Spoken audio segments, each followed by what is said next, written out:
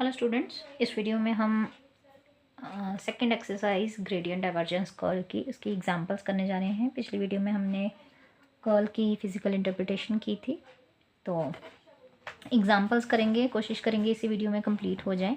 Prove that divergence of r vector equals to 3। Very important result है क्योंकि इसका use हम आगे करते रहेंगे। डाइवर्जेंस आर वेक्टर का 3 के इक्वल है, प्रूव करना है। कर्ल जो है वो 0 के इक्वल है आर का।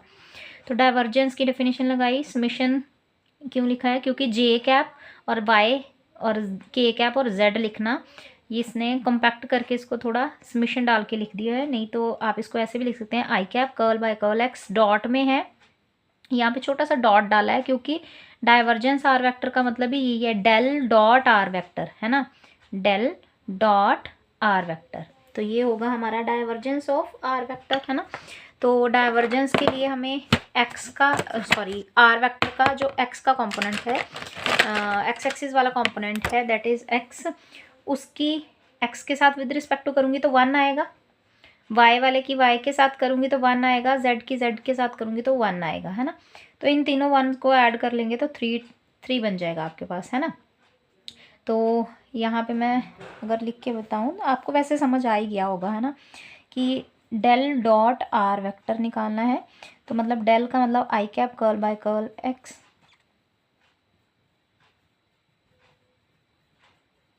और इसका डॉट किसके साथ करवा देना है मुझे?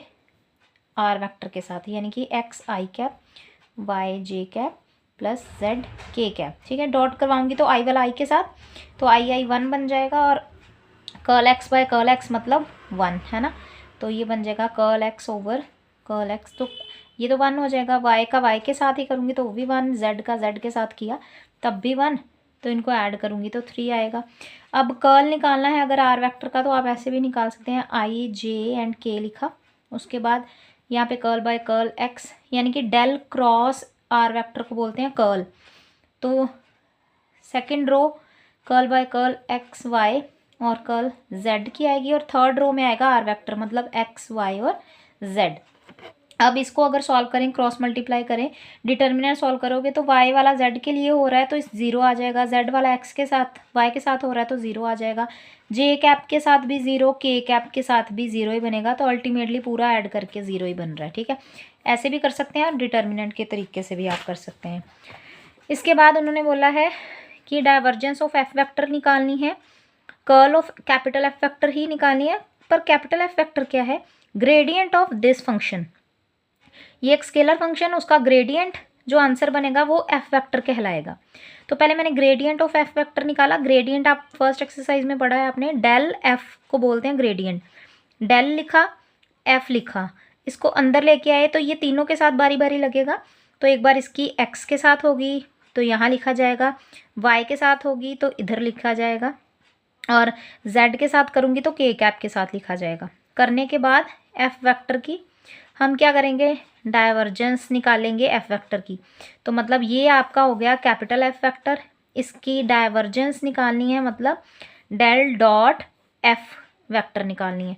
तो आई वाला आई के साथ, जे जे के साथ, के के साथ। ठीक है, आई जे के 1 बन गए, और ये वाला एक्स वाला इसके एक्स के कंपोनेंट के साथ, ये इसके वाई वाले के साथ, और इसका जेड वाले के साथ।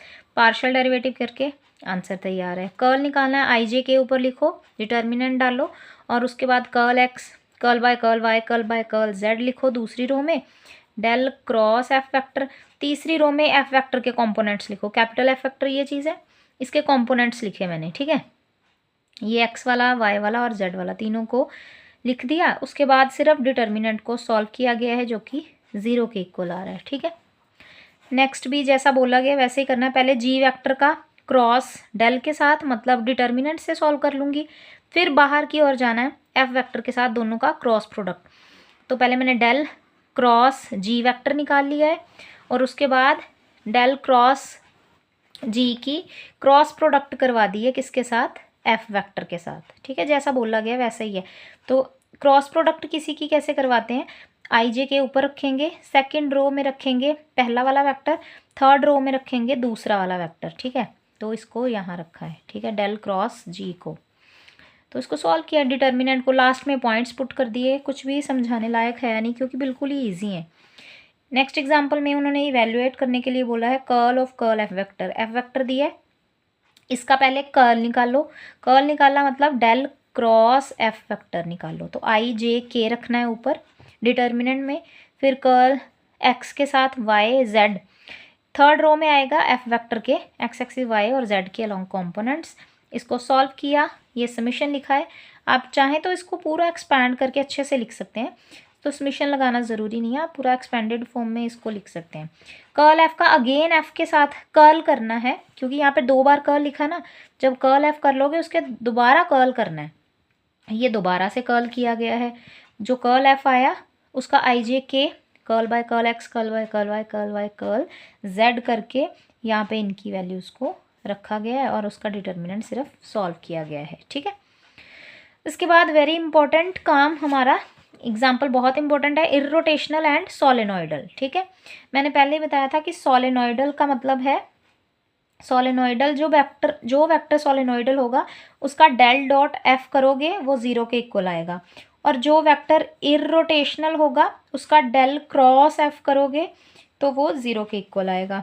अब उन्होंने बोला ये जो वेक्टर है इर्रोटेशनल है पर सोलेनोइडल नहीं है, तो इसका जो क्रॉस प्रोडक्ट है वो तो 0 आएगी पर डॉट प्रोडक्ट 0 नहीं आएगी। ये हमने प्रूव कर देना बस। ये पहले डेल क्रॉस एफ निकाली है और उसके बाद हमने इर्रोटेशनल हो गया और उसके बाद हमने डाइवर्जेंस निकाली है, मतलब डेल डॉट एफ निकाली है या डेल डॉट ए निकाली है सिर्फ, है ना। तो ये सिर्फ डाइवर्जेंस निकाली जो कि 0 के इक्वल नहीं आ रही। ठीक है, नेक्स्ट भी सोलेनोइडल का क्वेश्चन है, डाइवर्जेंस को 0 के इक्वल रख के ए की वैल्यू को निकालने के लिए बोला गया है। ठीक है, उसके बाद इर्रोटेशनल का क्वेश्चन आ गया, फिर से इर्रोटेशनल का क्वेश्चन आ गया कि इर्रोटेशनल है then a b c find करो। तो कर्ल एफ निकाल के उसको 0 के इक्वल रख के यहाँ पे सी ए और बी की वैल्यू 0 के इक्वेट करके वैल्यूज़ निकाल लेंगे सिर्फ। ठीक है, नेक्स्ट भी बिल्कुल ईजी है, डेल डॉट डेल फाई। तो फाई दिया है उसका डेल निकाला, फिर अगेन उसका डॉट डेल के साथ कर दिया है, बस सिंपल। नेक्स्ट भी बिल्कुल सिंपल एग्जांपल्स है, आर क्रॉस ए करके उसका डाइवर्जेंस निकालना है। आर वेक्टर वही एक्स आई कैप वाई जे कैप जेड के कैप, ए वेक्टर भी आप A1 एक्स आई कैप A2 जे कैप A3 के कैप प्लस डाल के ये कर्ल निकालना है उसका। ठीक है, अल्टरनेटिव वाला मत करना, यही वाला तरीका सही है, पहले वाला ही। ठीक है, इसके बाद नेक्स्ट एग्जांपल 2 बार डेल करने के लिए बोला गया है। तो डेल स्क्वायर आपको पता ही है, डेल स्क्वायर मतलब लप्लासियन ऑपरेटर। लप्लासियन आपको हार्मोनिक में समझाया था पिछली वीडियो में मैंने यहाँ। ठीक है, तो ये डेल डॉट डेल करके आई जे के गायब हो जाता है, उसकी जगह पार्शल्स की स्क्वायर आ जाती है। तो एक्स बाय आर स्क्वायर लिखा, सबके साथ ये अलग अलग कर दिया। पहले एक को इसको सॉल्व किया, सिर्फ इसके भी सिर्फ एक डेरिवेटिव को सॉल्व किया, स्क्वायर में है ना तो एक ही सॉल्व किया, अब दूसरा बाद में करेंगे। एक को सॉल्व किया, u अपॉन वी लगा के अलग अलग करके सॉल्व कर रहे हैं, u इंटू वी लगा लो। ठीक है, u इंटू वी, एक्स को अलग रखो, 1 बाय आर स्क्वायर को सेकंड फंक्शन रख लो, तो फर्स्ट सेकंड करके आप इसको सॉल्व करेंगे, हो जाएगा। ठीक है, curl r by curl x की वैल्यू आपको पता है एक्स बाय आर है, पुट की है, पहले भी हमने की है। Curl r by curl x की वैल्यू आर स्क्वायर आपका होता है x square plus y square plus z square, और जब कर्ल आर निकालना है तो आपको इस दोनों तरफ एक्स के साथ डेरिवेटिव किया तो 2r curl r by curl x बन गया, और इस साइड ट्वाइस ऑफ एक्स, ये 0 ये भी 0, 2 कैंसिल हो गया, तो curl r by curl x की value i x by r. यहाँ पे डायरेक्ट ही उठा के पुट की गई है।